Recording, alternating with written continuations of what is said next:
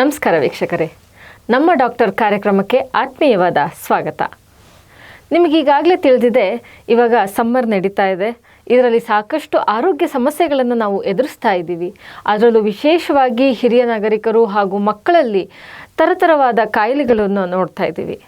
ಇದೆಲ್ಲದಕ್ಕೂ ಏನಪ್ಪ ಪರಿಹಾರ, ಹೇಗಪ್ಪ ಈ ಸಮಸ್ಯೆಯನ್ನು ಎದುರಿಸೋದು ಅನ್ನೋ ಚಿಂತೆ ನಿಮಗೆ ಕಾಡ್ತಾ ಇದೆಯಾ? ಅದಕ್ಕೆ ಯಾಕೆ ತಲೆ ಕೆಡಿಸ್ಕೊತೀರಾ? ಅದಕ್ಕಾಗಿ ನಾವು ಇವತ್ತು ಈ ಕಾರ್ಯಕ್ರಮವನ್ನು ಮಾಡ್ತಾ ಇದ್ದೀವಿ.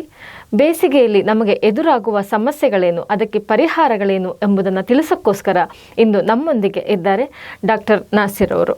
ಎಲ್ಲ ಸಂಯುಕ್ತ ಕರ್ನಾಟಕ ದರ್ಶಕರಿಗೆ ನಮಸ್ಕಾರ.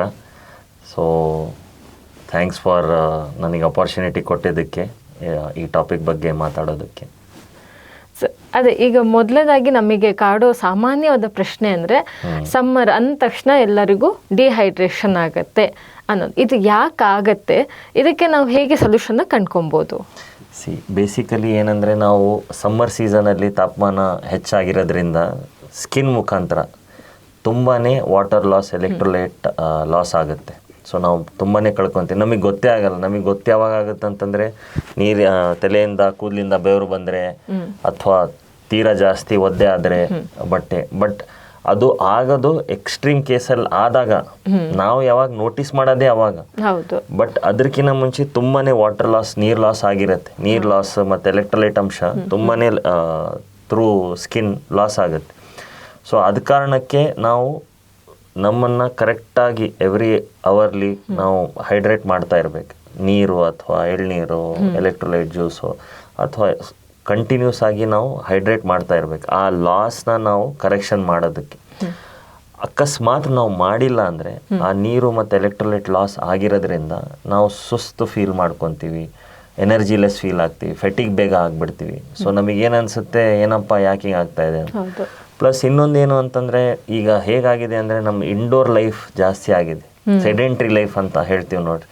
ಅಡ್ಡಾಡಂಗೆ ಇಲ್ಲ, ಎಲ್ಲೂ ಇಲ್ಲೇ ಇರ್ತೀವಿ, ಮನೆಯಲ್ಲೇ ಇರ್ತೀವಿ, ಜಾಸ್ತಿ ಅಡ್ಡಾಡಲ್ಲ. ಬಿಸಿಲು ಕಾಲಕ್ಕೆ ನಾವು ಎಕ್ಸ್ಪೋಜರು ಕಮ್ಮಿ ಆಗಿಬಿಟ್ಟಿದೆ ನಮ್ಮದು. ಎ ಸಿಗಳಲ್ಲಿ ಇರ್ತೀವಿ. ಈಗ ತುಂಬ ಕಾರ್ಪೊರೇಟ್ ಎಂಪ್ಲಾಯೀಸ್ ಜಾಸ್ತಿ ಆಗಿಬಿಟ್ಟಿದ್ದಾರೆ. ಸೊ ಅವ್ರದ್ದು ಲೈಫ್ ಹೇಗಾಗಿದೆ ಅಂತಂದರೆ, ಇಂಡೋರ್ಸಲ್ಲೇ ಇರ್ತೀವಿ. Rest of the year, summer season ಬಿಡಿ, ಬೇರೆ ಸೀಸನ್ಸಲ್ಲಿ ಅಡ್ಡಾಡೋದು ಜಾಸ್ತಿ ಇರಲ್ಲ. ಅಡ್ಡಾಡಿದ್ರೂ ಆಫೀಸ್ ಕಂಪೌಂಡ್ಸಲ್ಲೇ ಇರುತ್ತೆ. ಸೊ ನಾವು ಸ್ವಲ್ಪ ಇಲ್ಲಿನ ಮೇನ್ ರೋಡ್ ಹೋಗಿ ಬಂದು ನಾನು ಏನೋ ಒಂದು ತೊಗೊಂಬರ್ತೀನಪ್ಪ ಅಂದ್ರೂ ಅಷ್ಟೊತ್ತಿಗೆ ನಮಗೆ ಸುಸ್ತಾಗಿ ಡಿಹೈಡ್ರೇಷನ್ ಆಗಿಬಿಡ್ತಾ ಇದೆ. ಸೊ ನಮ್ಗೆ ಅಡ್ಡಾಡೋದು ಕಡಿಮೆ ಆಗಿರೋದ್ರಿಂದ ಕೆಪಾಸಿಟಿನೂ ಕಮ್ಮಿ ಆಗಿದೆ. ಪ್ಲಸ್ ತಾಪಮಾನ ಹೆಚ್ಚಿಗೆಗೆ ನಾವು ಜಾಸ್ತಿ ಎಕ್ಸ್ಪೋಜರ್ ಆಗಿಲ್ಲ ಅಂದರೆ ನಾವು ಬೇಗ ಸುಸ್ತಾಗೋದು ಬಿಕಾಸ್ ಆಫ್ ಡಿಹೈಡ್ರೇಷನ್ ಆಗೋದು. ಓಕೆ, ಇವಾಗ ನೀವಂದ್ರಿ ಎವ್ರಿ ಅವರ್ ಸ್ವಲ್ಪ ಏನಾದ್ರು ಡ್ರಿಂಕ್ಸ್ ತಗೊಳ್ತಾ ಇರಬೇಕು ಅಂತೇಳಿ. ಇದು ನಮ್ಗೆ ನೀರು ಅಥವಾ ಜ್ಯೂಸ್, ಈ ಥರದ್ದು ದ್ರವ ಆಹಾರ. ಸೊ ಇದು ಕಿಡ್ನಿ ಪೇಷಂಟ್ ಮತ್ತು ಶುಗರ್ ಪೇಷಂಟ್ಗೆ ಹೇಗೆ ಅನ್ವಯಿಸ್ಬೋದು? ಕಿಡ್ನಿ ಪೇಷಂಟ್ ಈಗ ಅದು ಒಂದು ಸ್ವಲ್ಪ extreme case. So kidney patient ಏನಂದರೆ, ಅದರಲ್ಲೂ ಸ್ಟೇಜಸ್ ಇರ್ತವೆ. ಕೆಲವರಿಗೆ ನಾವು ಫ್ಲೂಯಿಡ್ ರೆಸ್ಟ್ರಿಕ್ಷನ್ ಅಂತ ಹೇಳಿರ್ತೀವಿ. ಅವರು ಪ್ರತಿದಿನಕ್ಕೆ ಎಲ್ಲ ತರಹದ್ದು ನೀರಂಶ ಸೇರಿ 1 ಲೀಟ್ರ್ ಅಥವಾ 1.25 ಲೀಟ್ರ್ ಅಥವಾ 1.5 ಲೀಟ್ರ್ ಈ ಥರ ನಾವು ಡಿಪೆಂಡಿಂಗ್ ಅಪಾನ್ ಸಿವಿಯಾರಿಟಿ ಹೇಳಿರ್ತೀವಿ ಇಷ್ಟು ತಗೋಬೇಕಂತ. ಅಂಥವರಿಗೆ ನಾವು ಮೇನ್ಲಿ ಏನು ಹೇಳ್ತೀವಿ ಅಂತಂದರೆ, ಅವ್ರದ್ದು ಫಸ್ಟ್ ಪ್ರಿಕಾಷನ್ ತಗೋಬೇಕಾಗಿರೋದೇ ಆಚೆ ಅಡ್ಡಾಡಬಾರ್ದು. ಅವ್ರು ತಾಪಮಾನ ಇರೋದ್ ಕಡೆ ಅವ್ರು ಹೋಗಲೇಬಾರ್ದು. ಎಷ್ಟಾಗತ್ತೆ ಅಷ್ಟು 10 to 4 ಟೈಮಿಂಗ್ ಇರುತ್ತೆ ನೋಡಿ. 10 ಗಂಟೆಯಿಂದ 4 ಗಂಟೆ ಈ ಟೈಮಿಂಗಲ್ಲಿ ಸ್ವಲ್ಪ ನಿಮಗೆ ತಾಪಮಾನ ಜಾಸ್ತಿ ಇರುತ್ತೆ. ಈಗ ನಮ್ಮ ನಾರ್ತ್ ಕರ್ನಾಟಕ ಕಡೆ ಎಲ್ಲ ತುಂಬ ತೀರಾನೇ ಬೇಸಿಗೆಗಾಲ ತೀರಾನೇ ಜಾಸ್ತಿ ಇರುತ್ತೆ. ಅಂಥ ಟೈಮಲ್ಲಿ ಸ್ವಲ್ಪ ತಾಪಮಾನ ಹೆಚ್ಚಿರೋದು ಇರಲಾರ್ದ ಕಡೆ ಇರಬೇಕು, ಸ್ವಲ್ಪ ತಂಪಿರೋದ್ ಕಡೆ ಇರಬೇಕಾಗುತ್ತೆ.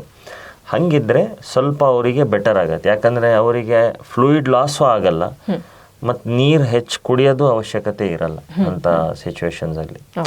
ಪ್ಲಸ್ ಎಲೆಕ್ಟ್ರೋಲೈಟ್ ಹೇಳಿದ್ ನಾನು ಎಲೆಕ್ಟ್ರೋಲೈಟ್ ಅಂಶ ಅವ್ರದ್ರಲ್ಲಿ ಜಾಸ್ತಿ ವೇರಿ ಆಗಿಬಿಡುತ್ತೆ. ಸೋಡಿಯಂ ಲಾಸ್ ಜಾಸ್ತಿ ಆಗಿಬಿಡುತ್ತೆ, ಪೊಟ್ಯಾಷಿಯಮ್ ಲಾಸ್ ಜಾಸ್ತಿ ಆಗಿಬಿಡುತ್ತೆ. ಸೊ ಅವರಿಗೆ ನಾವು ಆ ರಿಸ್ಕಲ್ಲಿ ಹಾಕಕ್ಕೆ ಬರಲ್ಲ.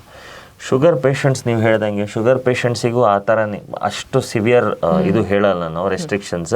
ಬಟ್ ಶುಗರ್ ಪೇಷಂಟ್ಸಿಗೆ ಬಾಯಾರಿಕೆ ಅಂಥವೆಲ್ಲ ಸಿಂಪ್ಟಮ್ಸ್ ಬರೋದು ಡಿಹೈಡ್ರೇಷನಿಗೆ ಅವ್ರು ಬೇಗ ಹೋಗ್ಬಿಡ್ತಾರೆ. ಹೌದು. ಈಗ person X normal aged Young person ಅಂದ್ಕೊಳ್ಳಿ. ಈಗ ನಾನು ಅದು ಎಕ್ಸಾಂಪಲ್ ಆಗಿ ತಗೋಬೇಕಂದ್ರೆ ಆ ಪೇಷಂಟ್ ಆ ಮನುಷ್ಯನಿಗೆ ಕಂಪೇರ್ ಮಾಡಿದರೆ ಶುಗರ್ ಪೇಷಂಟ್ಸ್ ಬೇಗ ಡಿಹೈಡ್ರೇಟ್ ಆಗ್ತಾರೆ. ಯಾಕಂದರೆ ಅವ್ರಿಗೆ ಮುಂಚೆನೇ ಸ್ವಲ್ಪ ಯೂರಿನ್ ಜಾಸ್ತಿ ಬರೋದು, ಬಾಯಾರಿಕೆ ಜಾಸ್ತಿ ಆಗೋದು, ಅವೆಲ್ಲ ಸಿಂಪ್ಟಮ್ಸ್ ಇರ್ತವೆ. ಸೊ ಅದ್ರ ಜೊತೆಗೆ ಈಗ ನಾವು ತಾಪಮಾನಕ್ಕೆ ಹೆಚ್ಚು ತಾಪಮಾನಕ್ಕೆ ಎಕ್ಸ್ಪೋಸ್ ಆದರೆ ಥ್ರೂ ಸ್ಕಿನ್ ವಾಟರ್ ಲಾಸ್ ಮತ್ತು ಎಲೆಕ್ಟ್ರೋಲೈಟ್ ಲಾಸ್ ಆಗೋದು ಜಾಸ್ತಿ ಇರುತ್ತೆ. ಅದ ಕಾರಣಕ್ಕೆ ಅವರು ಬೇಗ ಡಿಹೈಡ್ರೇಟ್ ಆಗಿಬಿಡ್ತಾರೆ. And even sugar patients through the physiology ಹೇಳಬೇಕಂದ್ರೆ ಅವ್ರಿಗೆ ಡಿಹೈಡ್ರೇಷನ್ ಬೇಗ ಆಗುತ್ತೆ. ಅದ ಕಾರಣಕ್ಕೆ ಅವರು ಸ್ವಲ್ಪ they have to be cautious.